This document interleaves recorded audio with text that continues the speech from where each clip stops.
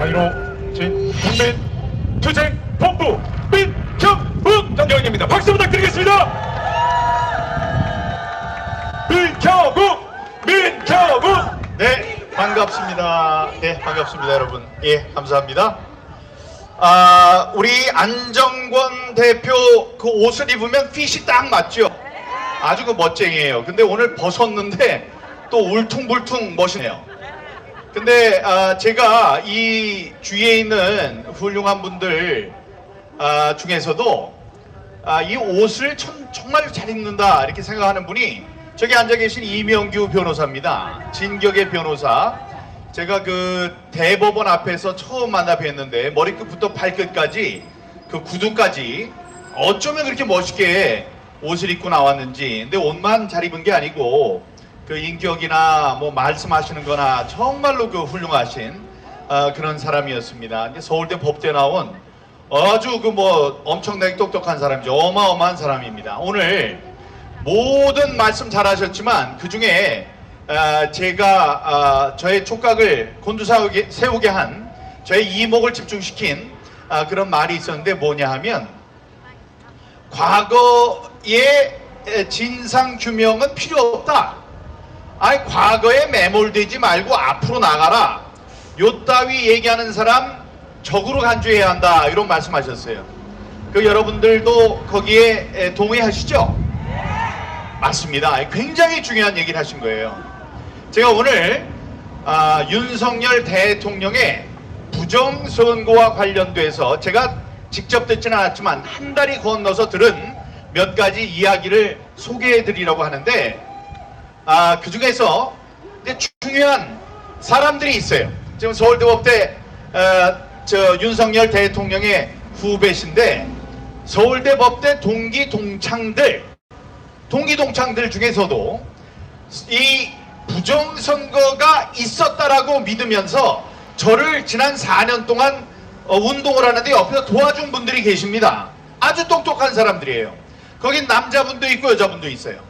그 여자분 중에 한 분은 지금 감사원에 들어가 있습니다. 감사원에 들어가서 그 친구들 중에서 가장 목소리를 크게 냈습니다. 부정선거가 실제로 있었다라는 것을 논리적으로 쫙 정리를 해서 많은 사람들이 잘 알아듣도록 설명을 해줬던 분입니다. 근데 이분이 저를 깜짝 놀라게 한 일이 있었는데 뭐냐 하면 썼어요.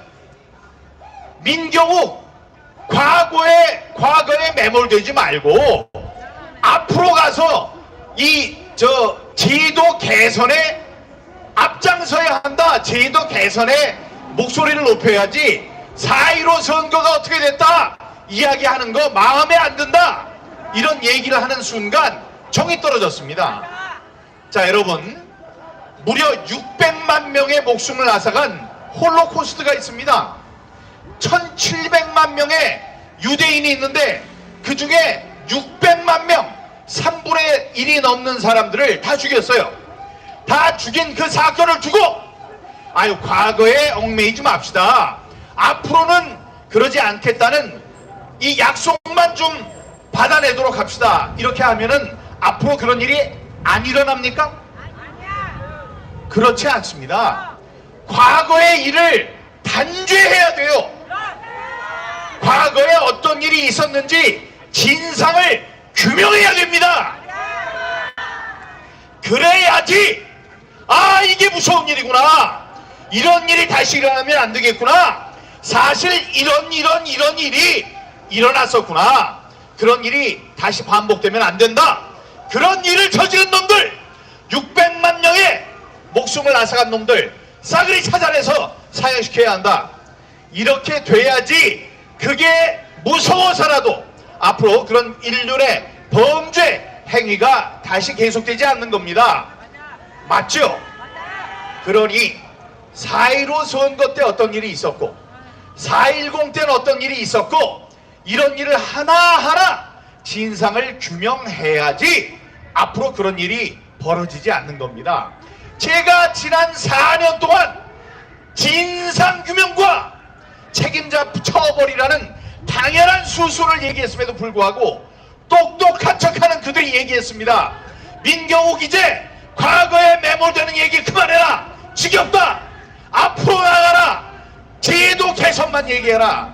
이런 얘기해서 믿었던 그 사람들 정말 미워졌어요. 제가 공개적으로 욕합니다. 또 한 사람이 있어요.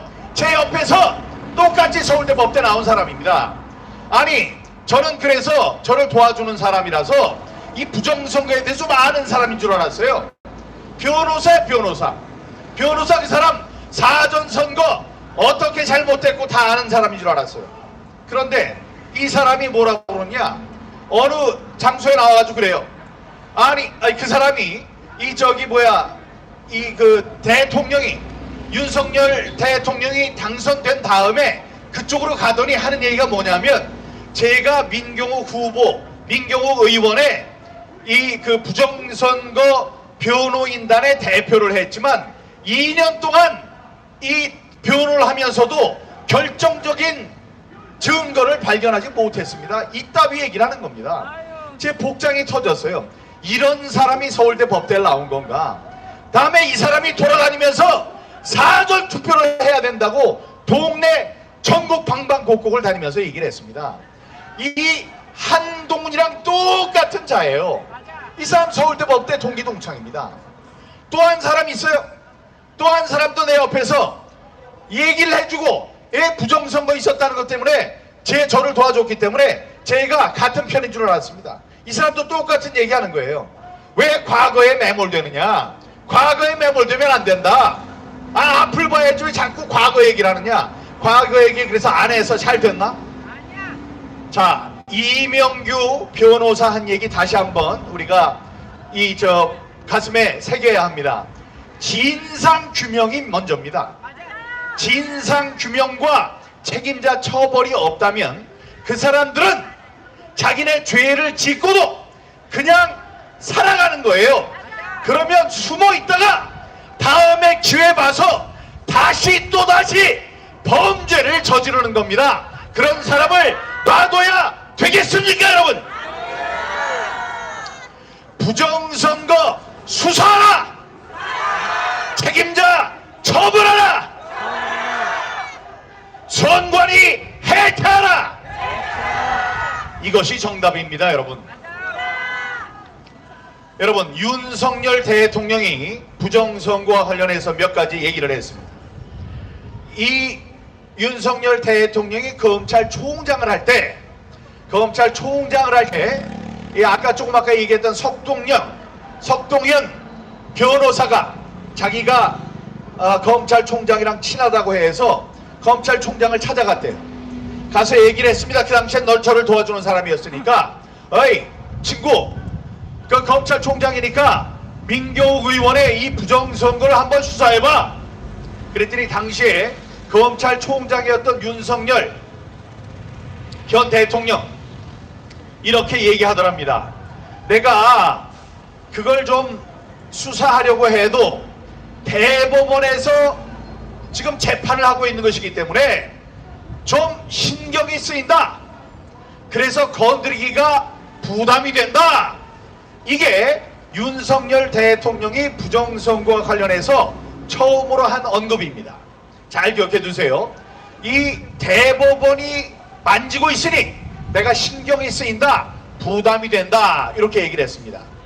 두 번째 언급은 이 후보가 되기 전에 정치를 한다고 해서 여러 가지 일이 있은 다음에 당시 국힘당에 입당을 합니다.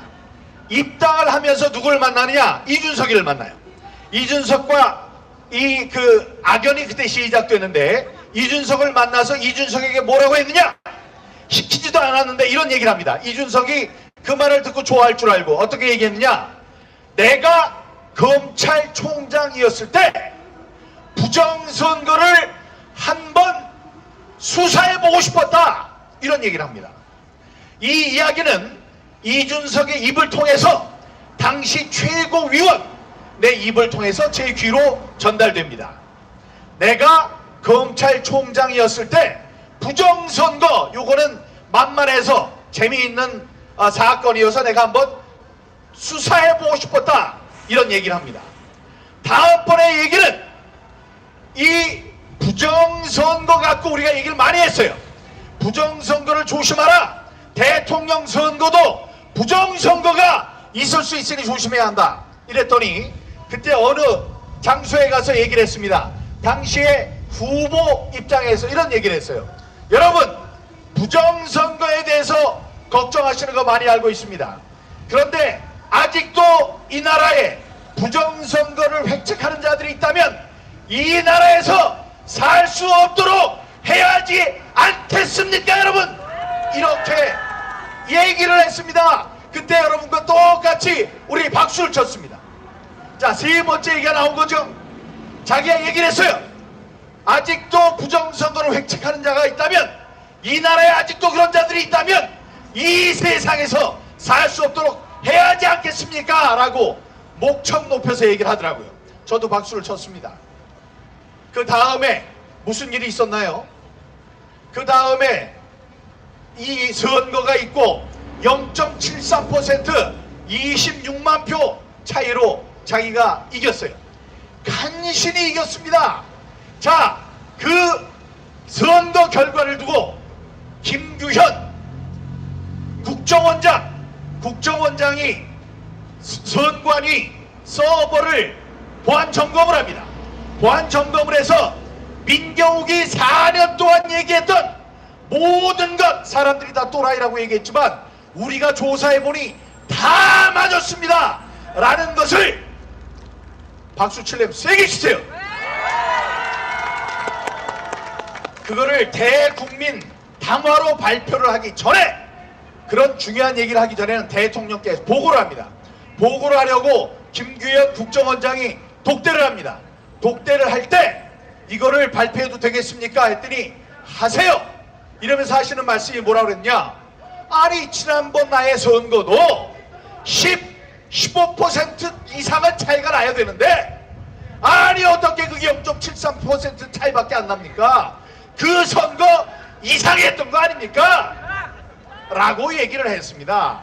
자, 여러분, 이렇게 되면 윤석열 대통령은 부정선거의 진상을 아는 겁니까? 모르는 겁니까?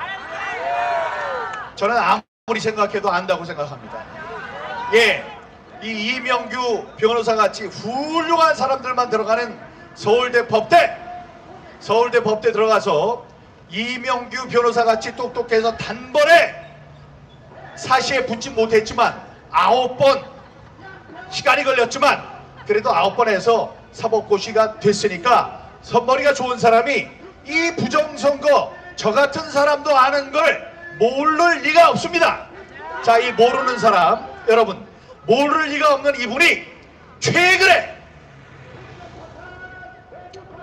이 부정선거와 관련해서 우리 긍정적인 이 부정선거가 이상하다, 부정선거에 대해서 우리가 좀 신경을 써서 조사도 하고 부정선거를 좀 들여다봐야 한다, 이런 언급을 한 것이 제 귀에 들어왔습니다. 예, 박수 쳐주십시오. 여기 안정권 대표가 10번이나 나와서 10번이나 나와서 또 다니엘이 여기서 와서 이야기하고 청년이 목소리 높이고 이명규 변호사 여기 오시고 그다음에 안정권 대표가 예쁜 옷 입고 왔다가 오늘은 또 울퉁불퉁하다가 예? 노래도 부르고 이러면서 목소리를 높인 끝에 여기 얼마 떨어지지 않은 곳에 목소리가 들린 모양입니다. 이 목사님들을 통해서 들린 목소리니까 거짓은 없을 거예요. 이 부정선거 문제에 대해서 대통령이 관심을 갖고 주위에 있는 사람에게 관심을 가지라는 이야기를 하고 있다라는 그런 좋은 소식이 저에게 들어왔습니다. 그러니까 이게 지금 좋은 방향으로, 정방향으로 흐르고 있다고 생각합니다. 여러 가지가 그렇게 흐르고 있습니다. 지금 3명의 대표가, 혹시 그럴 수도 있어요. 지금 3명의 대표 후보가 부정선거를 가지고 얘기한 사람, 귀 밝은 사람이 대통령의 얘기를 듣고 이게 신호구만, 이게 맞는 방향이네, 이래서 부정선거에 대해서 언급을 하고 있을 수 있습니다. 그건 이제 어제 그제 제가 들은 건데 유추해서 생각을 하니까 그렇게 흘러가고 있구나라는 생각이 듭니다. 그렇게 되면 누가 지금 낙동강 오리알이 된 거죠? 네네네. 한 명이 있죠. 세 명이 얘기를 하는데 정방향으로 가고 있는데 한 명이 지금 이상하게 하고 있습니다. 그래서 이상한 그자의 이야기 한 두 마디만 하고 내려가겠습니다. 지금 여러분 잘 알고 계시지만 한동훈이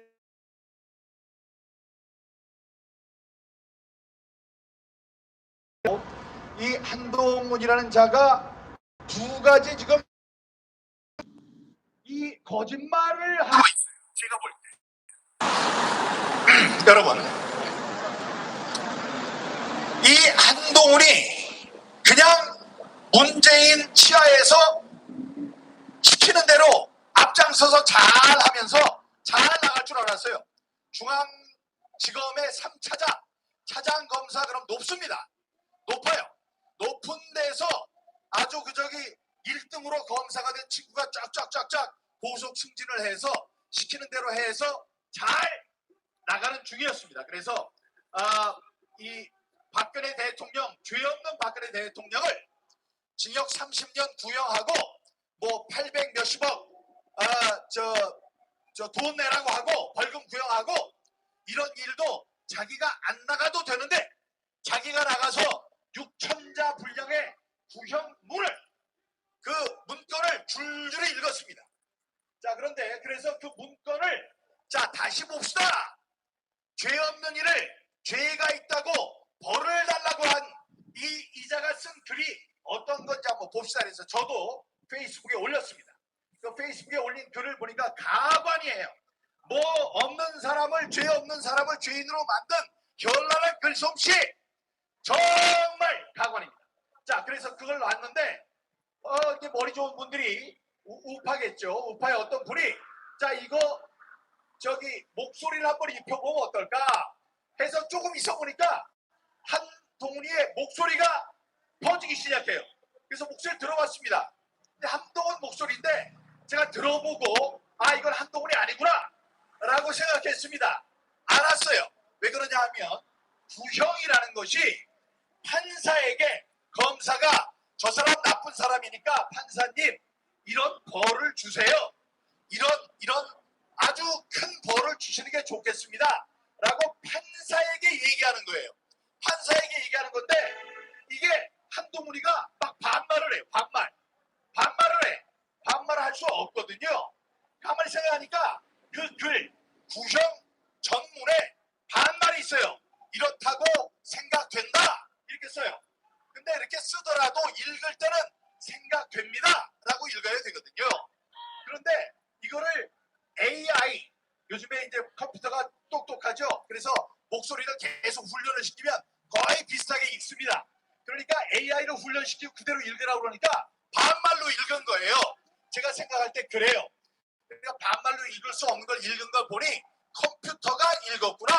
그래서 한동훈이 읽지 않은 것으로 저는 결론을 내렸습니다. 자, 그렇다. 그런 실정인데 어젠가 그저께인가 한동훈의 캠프에서 이 그 보도 기자들에게 참고하라는 보도 참고문을 문서를 돌렸습니다. 근데 거기에 뭐라 그러냐면 이런 얘기가 나와요. 이거는 자기가 볼 때는 자기 목소리가 아니다. 그런데 이렇게 얘기를 해요. 한동훈은 실제 구형한 적이 없다. 이거는 명백한 거짓말입니다. 그러니까 이렇게 얘기하면 돼요. 지금 돌아다니는 거는 제 목소리가 아닙니다. 이러면 그건 맞는 얘기지만 아니 어디다 대고 한동훈은 실제 구형한 적이 없습니다. 이거는 거짓말입니다, 여러분. 이럴 때를 대비해서 그 역사적인 장소에 누가 가느냐? 기자들이 들어갑니다. 기자들이 들어가서 그걸 보는 거예요. 예외적으로 한동훈이 나왔다. 예외적으로 한동훈이 읽었다. 예외적으로 한동훈이 6천자를 또박또박 읽었다. 이게 생방송할 때 자막으로 나옵니다. 그런 걸 놔두고 아니 일반 사람들한테 그렇게 한동훈이 읽지 않았고 구형한 적도 없다고 그런 인상을 주기 위해서 했던 그 말, 한동훈은 실제 구형하지 않았다. 이거는 생 거짓말입니다, 여러분. 거짓말을 한 한동훈은 즉각 사퇴하라. 사퇴해야 돼요. 그렇게 거짓말하면 안 됩니다. 또 하나, 김건희 여사에 대해서도 불만이 많아요. 뭐냐? 아니 우파의 힘을 얻어서 우리가 당선이 됐으니까 보수 우파의 비위를 약간 맞춰는 주겠지만 두고 봐라. 우리는 그런 사람이 아니다. 아니 어쩌면 이런 만행을 저지릅니까? 우리가 볼 때 그것도 최재형이라는 아니 방북 좌파 목사 앞에서 그런 얘기를 그것도 뭘 받고 해요? 우리 가슴이 찢어집니다. 속상해요. 그런데 그런 사람이 이 한동훈한테 문자를 보냈어요. 문자 전에도 수천 번 보냈으니까 이게 이 상의를 한 겁니다. 상의를 뭐라고 했느냐? 한동훈 대표님, 이 여러 가지로 송구합니다. 심려를 끼치는 송구합니다. 이번에 이런 일이 있는데 내가 사과를 해야 할까요? 지난번에 사과를 했는데 사과를 했을 때 지지율이 떨어져서 사과를 해야 되는 건지 말아야 되는 건지 잘 모르겠습니다. 그런데 한번 생각을 하셔서 사과를 해야 되면 저한테 말씀해 주세요. 만약에 해야 된다고 생각하면 사과 말고 더한 것도 하겠습니다. 이렇게 얘기를 했어요. 그러면 이런 방구 얘기가 있어야지. 여러분, 읽고 씹는 건 애들이나 그러는 거예요. 아니 대통령 부인 아니 그런 사람이 아니더라도 아니 진중권하고는 얘기 잘하더라고. 진중권하고는 얘기를 잘해요. 그런 좌파들이랑 얘기 잘하는데 아니 지금 어쩔 줄 몰라가지고 얘기를 하면 사과를 하시죠. 예, 저는 이거 못 받는 것 가만히 있을 테니까 이거 하시면 좋겠습니다. 뭐 이런 얘기를 해줘야 될 것 아닙니까? 그래서 사과를 못했어요. 그래서 그 결과가 엉망으로 나왔죠. 자, 그런 것 지금 얘기 나왔더니 뭐래요? 걔 뭐라 그래요? 아니 공식적인 라인이 아니었기 때문에 얘기를 못한다? 전에는 공식적인 게 아니어서 2,000번 3,000번 얘기를 하고 그렇게 되면 안 됩니다. 자, 제 얘기가 너무 길어진 것 같은데 여러분, 이번에 우파의 진정한 지도자가 누군지, 우파를 끌고 나갈 사람이 누가 돼야 되는지 여기에 앉아있는 핵심 우파 우리 시민들이 결정을 해줘야 됩니다. 그들 지금 나와 있는 4명 중에 단 1명, 그 사람은 절대로 아닙니다. 그게 맞죠?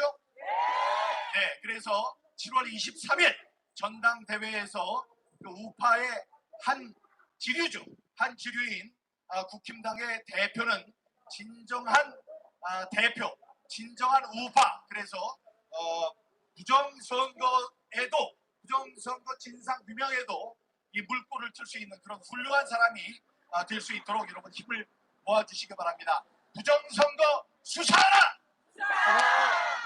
중앙선거